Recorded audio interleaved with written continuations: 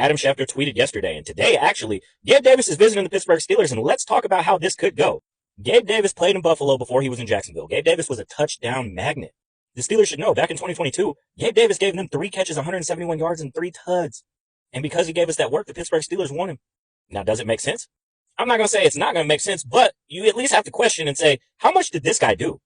We saw in Pittsburgh when Ben was elite, we had wide receivers coming in and out because Ben was elite. Outside of AB, we were able to run with whomever else in the second tier wide receiver because Ben was so good. So how much of this was Josh Allen and not Gabe Davis? We understand he went to Jacksonville and he struggled. And yes, he had injuries and whatnot. Brian Thomas Jr., he stood out. You can call Jacksonville terrible and say Trevor Lawrence ain't what you thought. They tried to say the same thing about Baker when he was in Cleveland.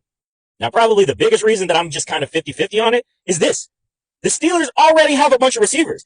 A week ago, people were higher than Snoop Dogg and Wiz Khalifa at a concert over Rock Taylor. I swear, y'all are so hungry that it's like giving a fucking hungry person or a starving person some saltines. They don't eat them things and think it's a 5-course meal when really it's just a saltine.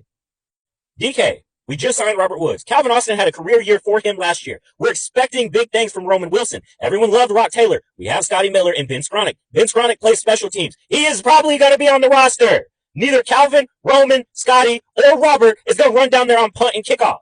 So if you sign him, one of them are getting their walking papers. And that gives me issues because at some point you have to stop reaching for people that may have something left in the tank, and you have to be the one who's creating the talent. You know, the ones that you drafted? But maybe that's why the Pittsburgh Steelers are where they are offensively. But let me know in the comment section, Steelers Nation, should the Steelers sign Gabe Davis? I'm not 100% against it. I think it would be a solid pickup. But if the ceiling doesn't go from getting to the playoffs to winning a playoff game with Gabe Davis, it's kind of pointless, isn't it? It's going to take us out of the draft spot that we need to draft the quarterback of the future. Whatever. I know y'all are just going back and forth, but whatever. All right, go argue with Simone.